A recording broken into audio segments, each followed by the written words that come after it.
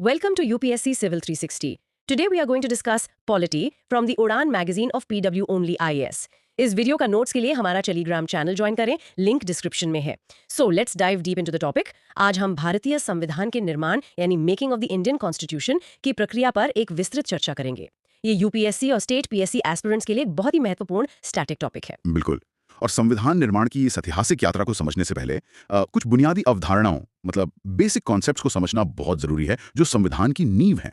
चलिए वहीं से शुरू करते हैं। ठीक है, तो चलिए इन टर्म्स को एक एक करके समझते हैं। सबसे पहले लॉ या कानून क्या है?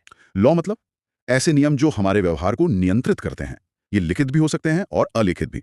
इन्हें कानूनी बल तब मिलता है जब विधायी निकाय मतलब लेजिस्लेटिव बॉडीज इन्हें बनाती हैं। जैसे कि कोई एग्जाम्पल? हाँ, जैसे बीएनएस या सिटीजनशिप अमेंडमेंट एक्ट, ये सब कानून के उदाहरण हैं। ठीक है, इसके बाद आता है ऑर्डिनेंस या अध्यादेश। ये क्या होता है? ऑर्डिनेंस एक अस्थायी कानून है। इसे प्रेसिडेंट या गवर्नर तब जारी करते हैं जब विधायिका सत्र में नहीं होती। अच्छा, मतलब एक तरह की इमरजेंसी पावर। एक तरह से हाँ, पर इसे बाद में लेजिस्लेटिव अप्रूवल की जरूरत होती है। जैसे कोविड-19 लॉकडाउन के दौरान कुछ ऑर्डिनेंसेस जारी हुए थे। राइट। और यहाँ यूपीएससी 2025 के लिए एक बहुत महत्वपूर्ण बिंदु है। एक ऑर्डिनेंस संसद के एक्ट की तरह ही पावरफुल होता है। ये किसी भी केंद्रीय कानून में संशोधन कर सकता है और इसे रेट्रोस्पेक्टिव इफेक्ट भी दिया जा सकता है। रेट्रोस्पेक्टिव इफेक्ट मतलब पिछली किसी तारीख से लागू करना। हाँ, लेकिन इसका उपयोग मौलिक अधिकारों मतलब फंडामेंटल राइट्स को कम करने या उनका उल्लंघन करने के लिए नहीं किया जा सकता। ये एक इंपॉर्टेंट चेक है। बिल्कुल। तो भारत में इन कानूनों का एक पदानुक्रम, एक हायरार्की ऑफ लॉज भी होगा, है ना? हाँ, बिल्कुल। इसमें सेंट्रल लॉज हैं, state laws, ordinances, bylaws और फिर रूल्स एंड रेगुलेशंस आते हैं। इस हायरार्की में आगे हैं bylaws, constitution, rules and regulations. इनमें क्या फर्क है? देखिए, बाय लॉज स्थानीय अधिकारी जैसे म्यूनिसिपैलिटीज बनाते हैं। ये केंद्रीय या राज्य कानूनों के अधीन होते हैं, जैसे म्यूनिसिपल कंस्ट्रक्शन रेगुलेशंस। ओके। फिर आता है कॉन्स्टिट्यूशन यानी हमारा संविधान। ये सर्वोच्च कानून है जो सरकार की संरचना और शक्तियों की रूपरेखा तय करता है।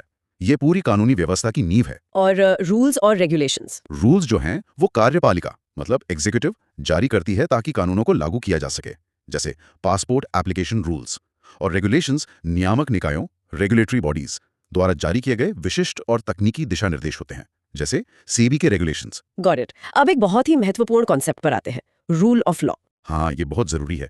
इसे ब्रिटिश ज्यूरिस्ट A.V. डाइसी ने परिभाषित किया था। इसका मूल विचार ये है कि कानून एक राष्ट्र पर शासन करता है और कोई भी व्यक्ति या संस्था सरकार सहित इससे ऊपर नहीं है। इसके की एलिमेंट्स क्या हैं? इसके कुछ प्रमुख तत्व हैं।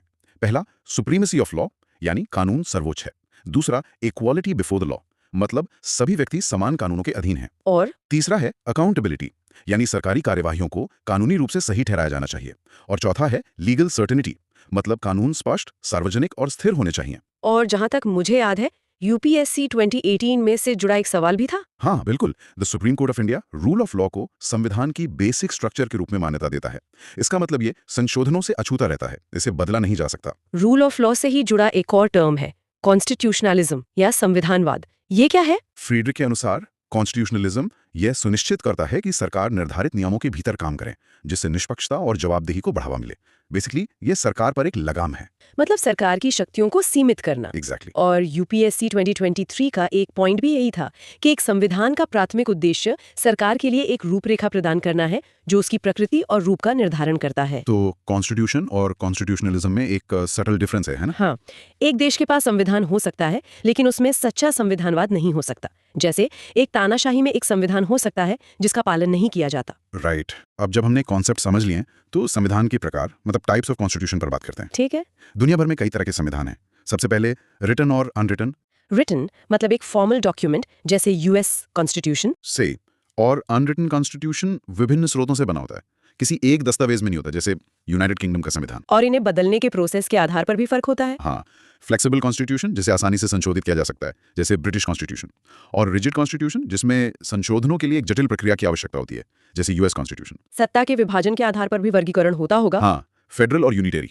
फेडरल कॉन्स्टिट्यूशन में केंद्र और क्षेत्रीय सरकारों के बीच शक्तियों का विभाजन होता है, जैसे यूएस, जर्मनी। और यूनिटरी में सारी शक्ति केंद्र के पास होती है, जैसे यूनाइटेड किंगडम। बिल्कुल। और सरकार के स्वरूप के आधार पर एक होता है प्रेसिडेंशियल कॉन्स्टिट्यूशन जिसमें कार्यपालिका और विधायिका अलग अलग होती हैं। प्रेसिडेंट ही राज्य और सरकार दोनों का प्रमुख होता है, जैसे यूनाइटेड स्टेट्स। और दूसरा है पार्लियामेंट्री कॉन्स्टिट्यूशन। हाँ, जिसमें कार्यपालिका विधायिका से निकलती है और प्राइम मिनिस्टर नेतृत्व करता है, जैसे यूके और हमारा देश भारत। इंटरेस्टिंग। और भी कोई प्रकार है? हाँ, राज्य के प्रमुख और धर्म की भूमिका के आधार पर भी वर्गीकरण है। अच्छा। जैसे मोनार्किकल कॉन्स्टिट्यूशन, जहां एक सम्राट होता है, यूके स्वीडन। रिपब्लिकन कॉन्स्टिट्यूशन, जहां राज्य का प्रमुख निर्वाचित होता है, जैसे यूएस, फ्रांस, इंडिया। और धर्म के आधार पर? थियोक्रेटिक कॉन्स्टिट्यूशन, जो धार्मिक कानूनों पर आधारित हो, जैसे ईरान। और सेक्युलर कॉन्स्टिट्यूशन, जो धर्म को सरकारी कानूनों से अलग करता है। हमारा भारतीय संविधान इसका सबसे अच्छा उदाहरण है। चलिए, अब हम भारतीय संविधान सभा, द कॉन्स्टिट्यूएंट असेंबली, के गठन की ऐतिहासिक टाइमलाइन पर आते हैं। हाँ, ये मांग बहुत पुरानी है। 1906 में स्वराज की मांग में ही इसका विचार छुपा था, लेकिन इसे स्पष्ट रूप से एम.एन. रॉय ने 1934 में रखा। और कांग्रेस ने इसे ऑफिशियली कब मांगा? कांग्रेस ने पहली बार आधिकारिक तौर पर 1935 में संविधान सभा की मांग की। और अंग्रेजों ने इसे कब माना? उन्हें मानने में समय लगा। 1940 के अगस्त ऑफर में इस मांग को सैद्धांतिक रूप से, मतलब इन प्रिंसिपल, स्वीकार किया गया। लेकिन तब भी बात बनी नहीं। 1942 में क्रिप्स प्रपोजल ने मांग को स्वीकार तो किया, लेकिन मुस्लिम लीग ने इसे खारिज कर दिया। तो आखिर में बात कैसे बनी? 1946 में कैबिनेट मिशन ने एक योजना प्रस्तुत की, जिसने मुस्लिम लीग को भी काफी हद तक संतुष्ट किया। और उसी प्लान के तहत नवंबर 1946 में संविधान सभा का गठन हुआ। तो अब उन महत्वपूर्ण तारीखों को देखते हैं जिन्होंने संविधान निर्माण की प्रक्रिया को आकार दिया। बिल्कुल। सबसे पहली और महत्वपूर्ण तारीख है 9 दिसंबर 1946। इस दिन क्या हुआ था? इस दिन संविधान सभा की पहली बैठक हुई, लेकिन मुस्लिम लीग ने इसका बहिष्कार किया। तो उस दिन अध्यक्ष कौन था? उस दिन सबसे पुराने सदस्य डॉक्टर सच्चिदानंद सिन्हा अस्थायी अध्यक्ष बने। फिर 11 दिसंबर 1946 को डॉक्टर राजेंद्र प्रसाद को स्थायी अध्यक्ष चुना गया। और उपाध्यक्ष, दो उपाध्यक्ष थे, एच.सी. मुखर्जी और वी.टी. कृष्णमाचारी। ठीक। इसके बाद आया 13 दिसंबर 1946, एक और ऐतिहासिक दिन। हाँ। इस दिन जवाहरलाल नेहरू द्वारा ऑब्जेक्टिव रेजोल्यूशन पेश किया गया। और इस रेजोल्यूशन को कब अपनाया गया? इसे 22 जनवरी 1947 को सर्वसम्मति से अपनाया गया। इसके बाद 22 जुलाई 1947 को संविधान सभा द्वारा राष्ट्रीय ध्वज यानी नेशनल फ्लैग को अपनाया गया। और स्वतंत्रता के बाद की कुछ महत्वपूर्ण घटनाएं? 15 अगस्त 1947 को सत्ता का हस्तांतरण हुआ। फिर मई 1949 में संविधान सभा ने राष्ट्रमंडल कॉमनवेल्थ में भारत की सदस्यता की पुष्टि की। और फिर आया वो बड़ा दिन 26 नवंबर 1949। हाँ, इस दिन संविधान को अपनाया और अधिनियमित, मतलब अडॉप्टेड और इनैक्टेड किया गया। इसके बाद 24 जनवरी 1950 को भी कुछ हुआ था, है ना? हाँ, उस दिन राष्ट्रीय गीत और राष्ट्रगान को अपनाया गया। डॉक्टर राजेंद्र प्रसाद भारत के पहले राष्ट्रपति चुने गए और ये संविधान सभा का अंतिम सत्र था। और फिर 26 जनवरी 1950 जब संविधान पूरी तरह से लागू हुआ। सही। और एक रोचक तथ्य यह है कि प्रस्तावना प्रियम्बल पर जो सुंदर कलाकृति है, वो ब्योहार राम मनोहर सिन्हा ने बनाई थी, जो अजंता, एलोरा, सांची और महाबलीपुरम की उनकी यात्राओं से प्रेरित थी। वाओ। चलिए अब ऑब्जेक्टिव रेजोल्यूशन पर थोड़ी और बात करते हैं। इसने संवैधानिक संरचना के मूल सिद्धांतों और दर्शन को समाहित किया। इसके मुख्य उद्देश्य क्या थे? इसके कई मुख्य उद्देश्य थे। पहला, भारत को एक संप्रभु और स्वतंत्र बनाना। दूसरा, लोगों को शक्ति का स्रोत मानना। और तीसरा, सामाजिक, आर्थिक और राजनीतिक न्याय सुनिश्चित करना। चौथा, विचार और अभिव्यक्ति की स्वतंत्रता देना। पांचवा, पिछड़े और अल्पसंख्यक समूहों के लिए संरक्षण प्रदान करना। और छठा उद्देश्य, शांति और कल्याण को बढ़ावा देना। यही प्रस्तावना का आधार बना। इस संकल्प में कुछ विशिष्ट घोषणाएं भी थीं, राइट? हाँ, इसमें डिक्लेरेशन था कि भारत एक स्वतंत्र संप्रभु गणराज्य, एन इंडिपेंडेंट सॉवरेन रिपब्लिक होगा। यूनियन ऑफ टेरिटरीज के बारे में क्या कहा गया था? कहा गया था कि इसमें ब्रिटिश भारत, भारतीय राज्य और शामिल होने के इच्छुक अन्य क्षेत्र शामिल होंगे। और राज्यों की ऑटोनॉमी के बारे में? प्रदेशों को स्वायत्त इकाइयों के रूप में बरकरार रखा जाएगा, जिनके पास अवशिष्ट शक्तियां, रेजिडुअल पावर्स होंगी, और सारी शक्ति भारत के लोगों से प्राप्त होगी। माइनॉरिटी सेफगार्ड्स का भी जिक्र था। हाँ, अल्पसंख्यकों और पिछड़े वर्गों के लिए प्रावधान की बात थी। अंत में भारत के संविधान की प्रस्तावना प्रियम्बल इसी ऑब्जेक्टिव रेजोल्यूशन का एक संशोधित संस्करण है। चलिए अब संविधान सभा की संरचना और कामकाज के बारे में कुछ स्पेसिफिक डिटेल्स जानते हैं। इसका गठन नवंबर 1946 में कैबिनेट मिशन प्लान के तहत हुआ था। हाँ, और इसकी कुल सदस्य संख्या थी 389। इसमें 296 ब्रिटिश भारत से और 93 रियासतों से थे। इसका कॉम्पोजिशन काफी डाइवर्स था, है ना? बहुत। भारतीय समाज के विभिन्न वर्गों के प्रतिनिधि थे, जिनमें हिंदू, मुस्लिम, सिख, पारसी, एंग्लो इंडियन, भारतीय ईसाई, एससी, एसटी और इन सभी वर्गों की महिलाएं शामिल थीं। सीट एलोकेशन कैसे हुआ था? प्रत्येक प्रांत और रियासत की जनसंख्या के अनुपात में सीटें आवंटित की गईं, लगभग 10 लाख लोगों पर एक सीट। और वोटिंग मेथड? प्रांतीय प्रतिनिधित्व के लिए आनुपातिक प्रतिनिधित्व, प्रोपोर्शनल रिप्रेजेंटेशन और एकल संक्रमणीय मत, सिंगल ट्रांसफरेबल वोट का उपयोग किया गया। और रियासतों के प्रतिनिधि? उन्हें उनके प्रमुखों द्वारा मनोनीत किया गया था। तो ये आंशिक रूप से निर्वाचित और आंशिक रूप से मनोनीत निकाय थी। एक नोटेबल बात यह है कि महात्मा गांधी ने संविधान सभा में भाग नहीं लिया था। सही। और रियासतों को आवंटित 93 सीटें ज्यादातर खाली रहीं, क्योंकि उन्होंने शुरू में इससे दूर रहने का फैसला किया था। कुछ और की फैक्ट्स? कुल 11 सत्र हुए। अवधि थी 2 साल, 11 महीने और 18 दिन। कुल खर्च लगभग 64 लाख आया और हाथी को संविधान सभा की मुहर के रूप में अपनाया गया था। फिर आया इंडिपेंडेंस एक्ट 1947। इसने सभा की स्थिति में महत्वपूर्ण बदलाव किए। हाँ, 3 बड़े बदलाव हुए। पहला, सभा को पूरी तरह से संप्रभु सॉवरेन बॉडी घोषित किया गया। दूसरा, इसे डुअल फंक्शंस मिल गए। ये दोहरी भूमिका निभाने लगी। लेजिस्लेटिव बॉडी, जिसके अध्यक्ष जीवी मावलंकर थे, और कॉन्स्टिट्यूएंट बॉडी, जिसके अध्यक्ष डॉक्टर राजेंद्र प्रसाद थे। मतलब ये स्वतंत्र भारत की पहली संसद बन गई। बिल्कुल। और तीसरा बदलाव था मेंबरशिप में। मुस्लिम लीग की हटने के बाद सदस्यों की संख्या 389 से घटकर 299 हो गई। इस विशाल कार्य में कुछ प्रमुख व्यक्तियों ने महत्वपूर्ण भूमिका निभाई। की पर्सनल कौन थे? सिर BN राव संवैधानिक सलाहकार थे, डॉक्टर सच्चिदानंद सिन्हा अस्थायी अध्यक्ष थे, डॉक्टर राजेंद्र प्रसाद अध्यक्ष थे और HC मुखर्जी और VT कृष्णमाचारी उपाध्यक्ष थे। और एडमिनिस्ट्रेटिव साइड पर VR अय्यंगर संविधान सभा के सचिव थे, SN मुखर्जी संविधान के मुख्य ड्राफ्ट्समैन थे और नंदलाल बोस और BR सिन्हा ने संविधान को सजाने का काम किया था। इसमें महिलाओं की भागीदारी भी उल्लेखनीय थी। हाँ, शुरुआत में 15 महिला सदस्य थीं। संविधान पर हस्ताक्षर करने वाली 11 महिलाएं थीं, जिनमें जी दुर्गाबाई, अम्मू स्वामीनाथन, अमृत कौर और सुचेता कृपलानी शामिल थीं। एक और रोचक तथ्य, भारत का संविधान किसी प्रिंटिंग प्रेस में नहीं छपा था। इसे प्रेम बिहारी नारायण रायजादा ने हाथ से लिखा था। हाँ, ये अपने आप में एक कलाकृति है। संविधान निर्माण का कार्य विभिन्न समितियों, कमिटीज के माध्यम से किया गया। बट कुछ प्रमुख समितियां कौन सी थी? कुछ मेजर कमिटीज थी। जवाहरलाल नेहरू के पास union powers committee, union constitution committee और स्टेट्स कमेटी थी। डॉक्टर राजेंद्र प्रसाद के पास? उनके पास रूल्स ऑफ प्रोसीजर कमेटी और स्टेयरिंग कमेटी थी। और सरदार पटेल? सरदार पटेल के पास प्रोविंशियल कॉन्स्टिट्यूशन कमेटी और advisory committee on FRS and minorities थी।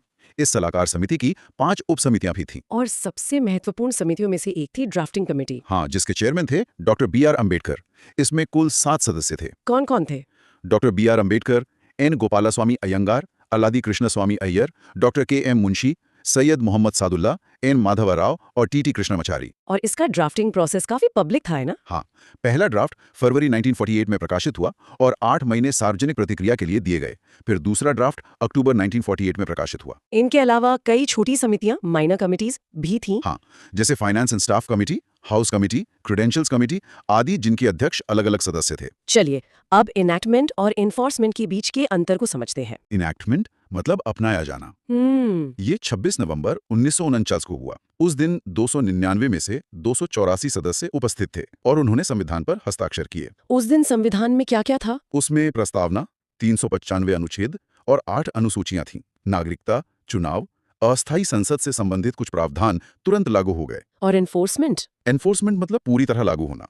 संविधान का बड़ा हिस्सा 26 जनवरी 1950 को लागू हुआ, जिसे हम गणतंत्र दिवस के रूप में मनाते हैं। और इस तारीख का ऐतिहासिक महत्व है? हाँ, क्योंकि 26 जनवरी 1930 को लाहौर सत्र के बाद पूर्ण स्वराज दिवस मनाया गया था। एक दिलचस्प बात यह भी है कि सभा 1946 में शुरू हुई, लेकिन भारत की संवैधानिक नागरिकता 26 जनवरी 1950 को ही शुरू हुई। बिल्कुल। अंत में आइए उन विभिन्न स्रोतों यानी सोर्सेज ऑफ इंडियन कॉन्स्टिट्यूशन पर एक नजर डालते हैं जिनसे हमारा संविधान प्रेरित है या परीक्षा के दृष्टिकोण से बहुत महत्वपूर्ण है। हाँ, ये बहुत पूछा जाता है। सबसे बड़ा सोर्स तो गवर्नमेंट ऑफ इंडिया एक्ट 1935 था।